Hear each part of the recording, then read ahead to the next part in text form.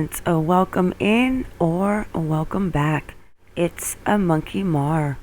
Before we get into today's video, please make sure you click the like, the subscribe, and the bell for notifications. Hey guys, welcome in. Come with you with a heavy heart. They have found little Elijah Lewis, body presumed to be missing New Hampshire boy Elijah Lewis, found amid search in Massachusetts. I was actually uploading a video on Elijah when this news came out regarding how they ended up searching in Massachusetts. So what I'm going to do is I'm going to release this video first, and I will follow that on a part 2 so that you guys can watch the video I did about how they started to search in Massachusetts regarding the forensics on the cell phones. And then this came about. So little Elijah, another baby lost for no apparent reason, senseless probably, I don't get it. I'm just at a point now where I'm numb, guys, and we don't even report on a quarter of these cases, only in the United States. Let's go ahead and watch this news pressy on when they found Elijah, and then we are just going to go ahead, guys, and wrap it up. Ace now offers free assembly and delivery, so it's never been easier to get a great grill for your family, like a Traeger wood pellet grill, Weber gas grill, or Big Green Egg charcoal grill, only at your neighborhood Ace. Ace is the place with the helpful hardware, folks. As you all know, Massachusetts State Police, New Hampshire State Police, along with the Abington Police, have been searching these woods for the last day or so. This morning, State Police cadaver dog and MSP Special Emergency Response Team members located what is presumed to be Elijah Lewis's body buried in the ground. I'm not going to get into the specifics of the crime scene or in the manner in which this boy's body was found at this time. This, once again, remains an active and ongoing investigation. It's just beginning right now.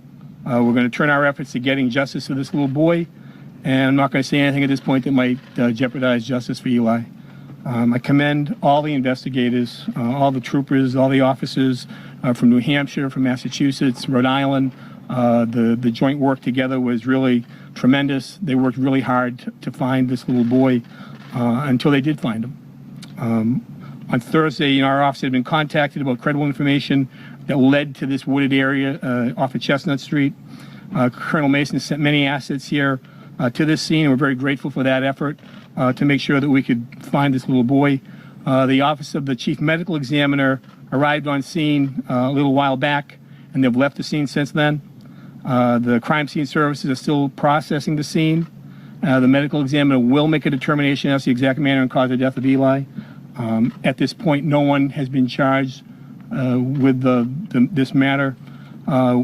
Obviously, that's going to be part of the work that's going to have to go back and forth and work together to make sure we can come to a resolution. Like I said, this investigation, it's early, it's ongoing, and we need to go where the facts take us and where the event occurred and what the next step may be.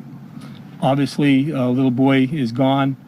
Nobody deserved to die this way, and we need to make sure we do everything in our power to make sure we can get justice for this little boy. So once again, I want to thank all the troopers from both states that worked really hard in coming to a resolution for this. And this is the beginning of the investigation at this point. I'll turn over briefly to Colonel Mason and then to the New Hampshire Assistant AG. Colonel. Thank you. Today our thoughts are with Eli's family and the entire Merrimack community. I'm glad and relieved that we were able to bring some closure to this part of the ongoing investigation, and most importantly, help bring Eli home with some dignity. My heartfelt thanks to the many investigators and prosecutors that have worked tirelessly on this case and still have a lot of work to do on this case. I was really impressed with the resources that were brought to bear on this case. They were brought in from across New England, and I want to extend a personal thanks to all the state police colonels and all the troopers that came to Abington to assist the Massachusetts State Police and the New Hampshire State Police with this investigation. I really appreciate their partnership and their commitment of resources. I also want to personally thank the many members of the MSP team. I couldn't be prouder of the work that they've done, the dedication they showed. We brought a number of assets, as you know, to this case, including our air wing, our CERT team, our K-9, our crime scene services section, our lab personnel, that were at scene today, the drone unit, the cars unit that were mapping the scene today. I'd also like to thank the other state agencies, DCR, the Office of the Chief Medical Examiner, the Environmental Police, all having some role in this recovery and the ongoing investigations. So I'm very happy that we've gotten to this point. It's a sad day, but I'm relieved that we were at least able to advance the case to this point. And at this point, I'll turn it over to the Attorney General from New Hampshire. Thank you, Colonel. I'm Susan Morrill. I'm a Senior Assistant Attorney General in New Hampshire and assigned to this case, to this investigation in New Hampshire. So I'm going to echo all of the thanks that have already been made. It's amazing the extraordinary effort that has been put into this case to have such a successful result in terms of finding Elijah Lewis's body. We appreciate it. We in New Hampshire law enforcement appreciate everybody's help and the community's caring and the community's help in finding Elijah, being able to bring him home and put him to rest.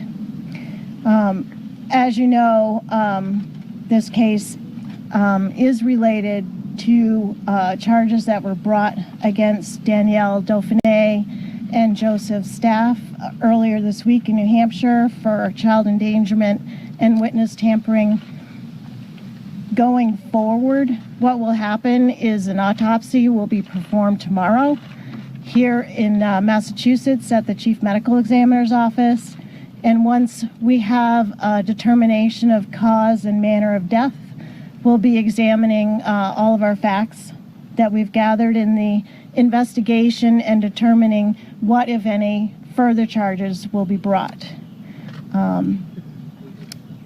We are very saddened about this situation, about Elijah's death, and the fact that he was disposed of down here in the woods, where our sympathies go out to his family and friends of the family and to the community who's mourning his death. And we do appreciate all of the help from the community. We put out press releases starting last Thursday trying to find Elijah, and we had a robust response to that, and we truly appreciate that. So I want to say the New Hampshire State Police Major Crime Unit began this investigation on October 14th, just a little less than 10 days ago. They've been working around the clock with all of their sister agencies in New Hampshire in this attempt, in including the Maine State Police. And we couldn't have done it without the dedicated efforts of our law enforcement community in New Hampshire. So I'll take a few questions if there are some, but you know I'm not going to comment on any facts in the investigation. Susan, how cooperative have those two suspects been in getting to where we are at this point? Can't comment on how we got here or what evidence that we have that brought us to this point. Do you expect to charge anyone other than Dauphiné and Staff in regards to this case? The investigation is very active, ongoing, and it's impossible to say who will be charged or won't be charged in this matter. Are you able to provide any details on how long Elijah's body may have been in this area? As we go forward, eventually, I couldn't tell you when exactly, but eventually that will be made known, yes. DA Cruz, do you think this would be a homicide investigation in this county in Massachusetts? Well, like Susan just said, I mean, it's premature to make a determination regarding if it's a homicide or whatever crimes may come from it. As I always say, I mean, let's go through the evidence, let us do our job, and we'll make determinations as we go forward with that, and then you can assess as to what exactly it's going to be. And I would just say this, I would say that basically I believe that I'm confident that whoever is responsible will, if anyone, would be held accountable. So his body was found buried in the dirt as opposed to in water, because I know there's lots of water in there. Yes, he was found covered with soil, and a New Hampshire cadaver dog located the remains in a grave. Was it on the commercial development or on the Ames Knoll side? I don't know the specific location. It's nearby. It's nearby. In the park, though? In Knoll Park? It's nearby from where we are right now. I'm not exactly sure the specifics as to where Ames Knoll Park is, ends and opens. All right. Can you comment more on the communication forensics, on how that phone was found, pinged, and really kind of led to where we are today? Not much, but as everybody knows, law enforcement uses surveillance video and phone records extensively in their investigations, and that was also done in this case, and it was very helpful. So I can leave it at that. More details will come out later. There are reports that a confession led you guys here.